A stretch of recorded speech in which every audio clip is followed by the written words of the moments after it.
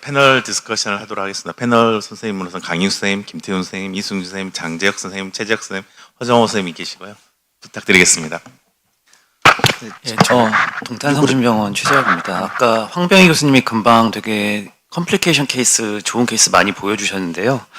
저렇게 패닉할 때가 있는데 아까 이제 스텐트 빠졌을 때 디스로치 됐을 때 빼는 방법에 대해서 여러 가지를 알려주셨는데 그 중에서 제가 최근에 경험했던 어떤 케이스가 있는데 그 경우에는 이제 빼지를 않고 이제 와이어가 안 빠지는 게 중요합니다. 와이어가 안 빠진 상태에서 스텐트가 이제 디스로치 되어 있을 때 거기를 이제 CTO 벌룬 1.02 6짜리 CTO 벌룬으로 통과를 시켜가지고 그거를 한번 벌리고요. 그 다음에 이제 2.0 벌룬으로 벌리고 그 다음에 이제 스텐트 사이즈에 맞는 NC 벌룬으로 해서 그냥 아예 붙여버려서 이제 잘 끝난 케이스가 있었거든요. 그래서 그런 방법도 있을 수가 있을 것 같고, 그리고 아까 처음에 이장훈 교수님 이제 강의 때 이제 여러 좀 디스커션이 있었는데 레프트 메인이나 뭐 카디악 어레스트로 들어왔는데 ROSC 된 분들 이 사람을 에크모를 넣고 할 것이냐 그냥 할 것이냐 여기에 대해서 아까 조금 이제 말씀들이 있으셨는데 저 같은 경우에는 이제 넣어야 될 샥 환자면 당연히 넣어야 되는데 애매한 경우에는 일단 반대쪽에 라인만 잡아놓습니다. 아테리베인만 잡아놓고 나서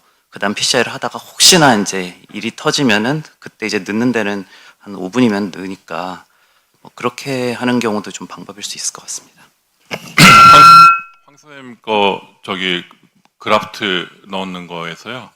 그 환자 이제 많은 그 제가 이제 돌아다니면서 PCR 하다가 이제 그라프트 넣을 때 대부분 이제 기관들의 스탁이 그라프트 마스터 뭐 2.75 뭐 3.25 이렇게 두 개만 그리고 길이가 딱 19mm밖에 없기 때문에 이게 터질 때 타입이 어드밴스 될 경우 크게 찢어져서 브로드 베이스라서 그렇게 딱 커버된 경우가 대부분 이제 오퍼레이터가 당황하기 때문에 딱 가운데 설치가 되고 마진이 조금 있으면 다행인데 못하는 경우가 많아요. 그래서 아까 경우도 제가 볼 때 조금 프록스말에 조금 더 많이 가 있거든요. 그런 경우에는 어주번트 발론을 이제 많은 이제 특히 얼리 인터벤션 경험의 선생님들이 해놓고서 그거를 잠재운다고 어주번트 발론을 조금 프레셔 올리면서 하면은 아까처럼 더 터져요. 엣지 인저리 받으면서 더 찢어지거든요. 그래서 그러지 말고 하나 놓고 그 다음에 장어를 하나를 더 넣고 그 풍선으로 살짝 어주번트 하고 끝내야 되거든요. 그거를 루틴으로 해야 돼요. 루틴으로. 제가 수도 없이 많이 터뜨려 봤거든요. 그래서 그거를 반드시 아까처럼 하면 안 돼요. 반드시 두 개 오버래핑하고 양쪽 마진을 충분히 커버한다. 이거를 루틴 해야 돼. 루틴. 그거 다 저기 삭감 안 되니까 그거를 얘기 드리고 싶고 또 두 번째는 그 코일 쏠 때도 인젝터블하고 리트리버블 에피카델이 끌려 나올 것 같은 길이의 랭스의 퍼포레이션은 리트리버블 코일 쓰면 좋은데 그게 생각같이 잘 안 돼요. 그 인젝터블 코일 쓰실 때도 처음에는 저도 못 모르고 그냥 샷 해갖고 셀라인 인젝션 쓰는 거, 뭐 쿵 마이크로 코일 이런 거 썼는데 하다 보니까 이게 쏘는 힘이 또 힘도 제가 세잖아요. 쏘면서 코일도 쏘지만 셀라인이 힘이 세면서 더 터지는 경우가 몇 번 있었어요. 더 커지는 경우가. 그래서 그냥 그 와이어로 조심해서 푸시하면서 채워 넣는 것이 별로 안 터지면서 더 깔끔하더라고요. 그래서 제가 볼 때는 이왕이면 다홍채 말하고 인절에 안 주면서 디플로이 하는 게 더 코일 엠블리테이션 할 때 더 좋다. 제 경험에서 얘기 드립니다. 제 생각에 패닉하면 안 된다고 하더라도 어떤 오퍼레이터든 패닉 상황이 벌어지는데요.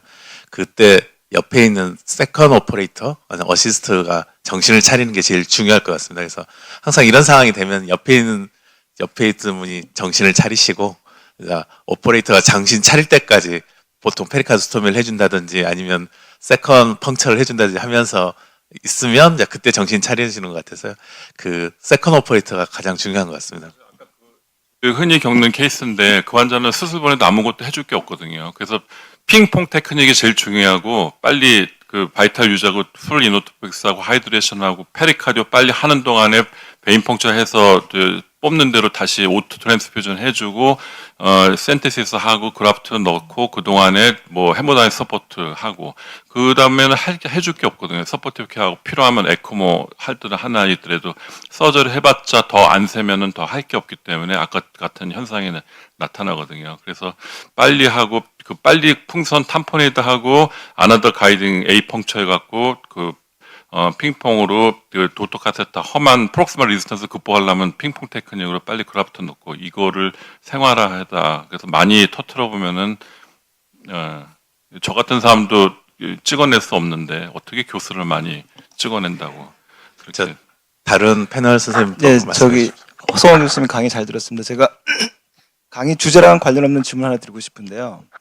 그 두 번째 케이스에서 스탠 엣지 다이섹션에 오셨을 때 저도 마찬가지인데 보통은 플로우 리미테이션 없으면 그냥 두고 나오는데 문제는 이게 저희가 이게 앞으로 어떻게 될지 예측이 안 된다는 거거든요. 얼마 전에 저희 병원에서 심플한 그 엣지 다이섹션인데 두고 왔는데 며칠 뒤에 컴프로마이즈 돼갖고 완전 토탈돼서 다시 인터벤션 했던 케이스가 있는데 그래서 항상 저희처럼 이렇게 그 2차 병원에서는 그런 케이스가 발생을 했을 때 두고 나오기가 참 굉장히 껄끄럽거든요. 그래서 이런 경우에는 그래도 반드시 스탠트를 다시 하나 더 되는 게 좋겠다. 아니면 이때는 조금 더 지켜봐야 되겠다. 혹시 그런 팁이 있는지. 그리고 이게 프록시말 다이섹션과 디스탈 다이섹션을 조금 다르게 보시는지. 예.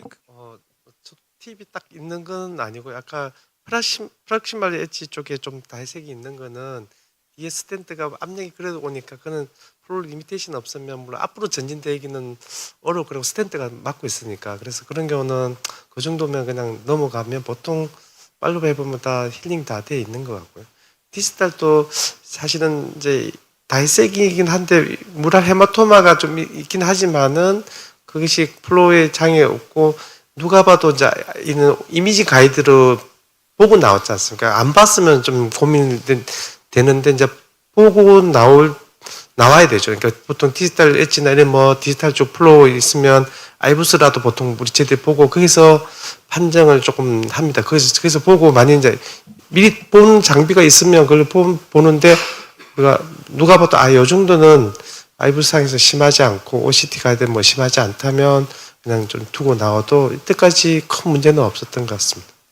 선생님 제가 결국 OCT를 하게 되면 업사이징 못할 하게 된 경우가 생기는데요. 선생님 몇 퍼센트나 업사이징 하고 옛날에 데이터 모으셨는데 우리나라는 또 뭐 어느 정도에서 업사이징을 하고 있던가요? 저희 업사이징 하는 게 보험 문집 때문에 거의 못 하고 있어서. 예, 보험 업사이징해서 이게 해보고 안 되면 그 안 갈길 때 보통 이제 다운사이징 하기도 하고 업사이징 이렇게 가는데 5%가 안 됩니다. 저번에 그때 우리가 한 580 리전에 모았던 걸 보면 업사이징 거의 뭐를 하나만 대부분 썼고요. 우리나라 보험 문제 때문에도 그랬던 것 같고 그다음에 잠깐 제가 통계를 딱 뽑아서 그런데 5% 정도가 안 되는 걸로 되어 있습니다. 됐고 대부분은 근데 OCT 가이드로 여기에서 스코어를 매겨서 조금 추정해서 그것도 사실은 잘 크래커를 생기면 일반적으로 우리가 더 안 하거든요. 클릭하면 충분히 이제 펴질 거라 했는데, 다른 가끔 속상할 때가 있죠. 우리가 안 펴질 때가 있으면, 그랬더니 하수씨 NC로 막 하고, 그때는 우선 제 같은 후퇴하기도 합니다. 후퇴해 놓고, 다음에 기회 되면 좀 힐링되고, 엔도셀리제이션 되면, 스탠트를 가는 경우도 사실은 저는 한 2케이스 있습니다. 그게 안 돼서. 스탠트 부분도 갈고, 다시 리스탠팅을 한 경우도 있긴 합니다. 아까 이제 허성호 선생님께서 말씀하셨잖아요. 강의 중간에 잠시 말씀하셨는데, 이제 OCT가 카시파이 리전을 통과할 때 톨처 스페스리거나 아니면은 카시피케이션이 심한 경우에는 안 들어가고, 이 카테터 팁 자체가 알부스 카테터만큼 잘 따라 못 들어가기 때문에, 아까 정말 좋은 이제 프레임 바이 프레임 양쪽 비교를 보여주셨는데, 따라 들어 트래커빌리티 따지면은 사실 OCT 카테터가 알부스 카테터보다 훨씬 못하거든요. 맞습니다. 그래서- 제가 이 두 번째 케이스 보면 그러니까 두 번째, 첫 번째 케이스도 보면 아이부스는 충분히 더 들어가는데 네. OCT가 좀 안 들어갑니다. 그래서 이 셀렉션 바이어스가 생각보다 좀 많이 들어가는 게 이 카시파이 리전에 있어서 OCT 롤이 이제 그런 부분에 좀 리미테이션이 있을 거라고 저는 생각을 하고 있습니다. 이게 맞습니다. 2개까지는 보험이 되지 않아요? 로타.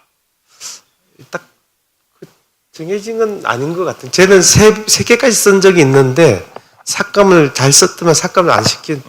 저도 뭐 2개까지 하고, 왜냐면 이게 나중에 스테노 어블레이션을 좀 피하려고 2개 1.25하고 NC를 확실하게 안 벌어지면 할 수 없이 1.5 한 번 더 하고 이렇게 저는 딱 프로토콜 정해놨기 때문에 하는데 한 번도 삭감된 적은 없어서 보통은 그냥 2개까지는 하고, 그다음에 저기 시간 제한이 있어서 우리 장우진 선생님, 현실적으로 우리 임펠라를 여러 번 제가 듣기로는 회사로부터 듣기로는 뭐 도대체 수지 타산이 안 맞아서 수입이 어렵다. 저한테 왔었던 우리 인도 펠로 중에 하나가 여기서 석사학위 마치고 미국에 가 있는데 오하이오 거기서 JNJ 아바이오메드인가 거기서 뭐 프린시팔 사이언티스트 일하고 있는 친구가 하나 있는데 임펠라를 하고 있어요. 그래서 한국에 들어오고 싶다 그러는데 회사들마다 다 수지사 타산이 안 맞고 보험. 그래서 얼마 전에는 SNG에서 그 대용으로 아이박 2L이라고 그 LV 어시스트 디바이스. 그거는 IABP 그냥 되게 간단하고 요즘에 AP, TCTAP에서 소개하던데 그거를 연결해 갖고 쓰는 거를 대용물로 그것도 뭐 데이터가 있고 그래가지고 싸게 그걸 하려고 하고 있는 모양인데 혹시 뭐 그런저런 거에 대해서 현실적으로 우리가 쓸 수 있는 거 들은 소식이 있나요? 임펠라 뭐 우리 아무리 얘기해봤자 못 쓰잖아요. 네, 맞습니다. 이게 뭐 지금 제가 뭐 잠시 시간 여유 있을 때 뭐 토론토 대학이랑 이제 UCSF를 갔더니 뭐 거기는 거의 뭐 임펠라 CP를 아주 뭐 쉽게 아주 편하게 많이 쓰시더라고요. 그래서 저희도 그런 쪽으로 따라가야 된다고 생각을 하는데, 말씀하신 아이박은 이제 저도 뭐 사실 안 써봐서 이제 데이터만 보긴 했는데 이제 카자 플로우가 잘 나오면 한 2.5 정도 돼서 사실은 이제 굳이 이제 써야 되면 MCS 입장 볼 때는 약간 조금 부족하지 않나 하는 느낌을 갖고 있긴 합니다. 임펠라는 뭐 지금도 사실은 이제 심미성 쇼크 연구에 이제 권은철 교수님이랑 양정훈 선생님 그리고 고대 구로의 이제 흉부외과의 정재승 선생님이 이제 심평원이랑 여러 번 이제 거의 매년 이제 그 ACC나 이제 TCT 있을 때 가서 외국의 이제 아비오메드랑 얘기하고 있는데 그들은 뭐 23,000달러에서 절대로 내릴 생각은 없고 우리나라에서는 뭐 하나로 이제 350에서 500 이상은 절대로 줄 수 없다고 얘기해서 뭐 협상 자체가 아예 안 되고 작년부터는 아예 우리나라 사람 안 만나준다 그러더라고요. 맨날 똑같은 얘기만 하고 뭐 3천만 원짜리 왜 500만 원 달라고 하냐 그러니까 뭐 당연히 제 생각에도 안 만나줄 것 같습니다. 그래서 당분간은 저희도 어렵지 않나 싶습니다. 차선으로 그 아이박이라도 들어서 한번 써봐. 그 SNG에서 지금 하고 있더라고요. 예, 절차를. 예. 그러니까 뭐 저희 뭐 사실 이제 IABP는 뭐 제 생각에는 거의 뭐 그냥 흔히 제가 좋아하는 알프람이랑 똑같은 그런 뭐 기계라고 생각하기 때문에 아이박이라도 쓸 수 있으면 IABP보다는 훨씬 좋고 이제 에크모는 솔직히 말씀드리면 선생님들 많이 부담스럽지 않습니까? 저도 뭐 쓰게 되면 좀 부담스러운 경우가 많은데 그러면 이제 적어도 IABP보다는 낫고 그런 임펠라 못 쓰는 우리 현실에서는 인디케이션을 잡으면 그래도 많은 도움을 줄 수 있을 거라고 기대는 하고 있습니다. 장호진 교수님 제가 여쭤보려고 했는데 요새 의료 뭐 현실이 좀 어렵지 않습니까? 사람도 없고 우리 서포트하는 사람들이 없을 때 요즘 같은 세태에서 어떻게 에크모를 쓰는 게 현명한 방법이라고 생각하십니까? 전에보다 확실히 개인적으로 어떻게 넣어놓으면 이게 감당이 안 되고 제 QOL이 확 나빠지는 거잖아요. 피해 많은 병원으로 보내요. 네. 저도 뭐 그냥 병원을 이제 옮기고 나서 이제 처음으로 이제 3월 달에 안 좋은 환자가 있어서 몇 명을 받아서 했더니 진짜 저 죽을 뻔했습니다. 이제 혼자서 도저히 못 하겠더라고요. 그래서 지금으로서는 할 수 있는 방법은 뭐 진짜 인디케이션을 엄격하게 줄이면서 갈 수밖에 없고 뭐 여기서 이제 훌륭한 선생님 계시지만 저같이 이제 좀 잘 못하는 사람들은 칩 함부로 하지 마시고 이제 만약에 나빠질 경우에는 이전보다는 조금 그래도 캐비지 쪽으로 조금 또 생각도 해보시면 좋을 것 같고 제가 최근에 마지막 여담 드리면 제가 가끔 이렇게 심평원에서 이제 외부 자문의로 뭐 에크모 여러 가지를 많이 이제 받긴 하는데 제가 여러 선생님들 웬만하면 무조건 이건 해야 된다고 이제 써드리긴 하는데 절대로 저희가 방어가 안 되는 게 CTO 하실 때 투베슬 CTO 하실 때 이제 에크모 서포트 하면서 하시는 분들이 있거든요. BP가 스테이블한데도 가끔 있으신데 그거는 거의 안 되는 것 같습니다. 그래서 그거는 제가 그냥 팁을 드리면 CTO 하실 때 아주 훌륭한 선생님들은 잘 하시되 이제 에크모 투베슬 CTO 한다고 쓰시면 사실 삭감이 거의 올해부터는 100% 될 것 같아서 조금 참고하시면 좋을 것 같습니다. 말씀 안 하신 시간 끝내야 되는데 외마디 비명이라도 강해서.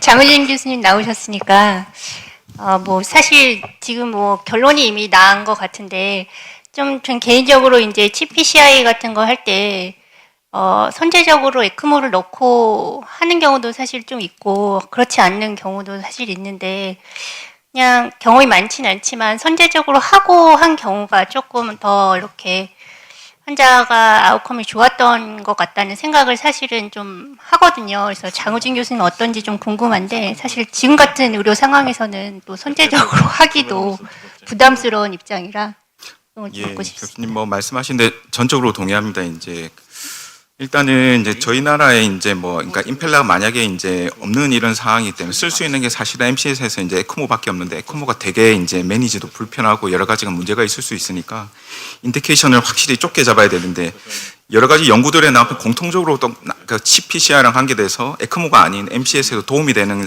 파라메타가 딱 세 가지가 있는데 코로너리 리전 캐릭터리스틱에서는 트리플 베슬 혹은 원 싱글 서바이벌 베슬에 대한 PCI라고 얘기. 그러니까 세 개 다 PCI 하건가 아니면 두 개는 막혀 있는데 하나 겨우 살고 있는데 거기 문제가 돼 있는 경우에는 MCS 서포트함이 좋다.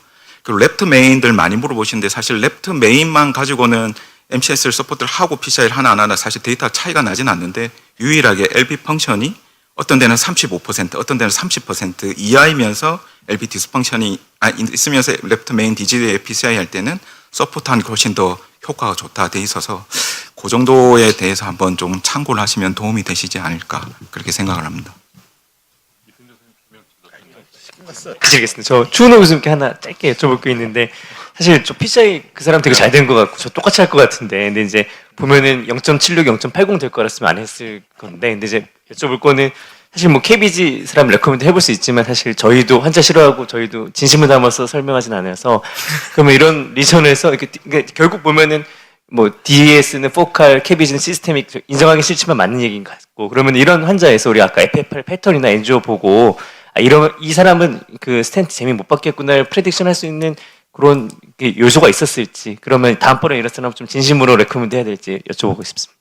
예, 저는 디퓨즈는 PCI 하면 안 된다고 생각합니다. 예, 많이 해봤는데요. 8호를 넘긴 적이 거의 없는 것 같습니다. 그래서 그거만 PPG만 생각하시면 되지 않을까. 네, 고맙습니다. 시간 관계상 걸로 이 세션 마치도록 하겠습니다. 감사합니다.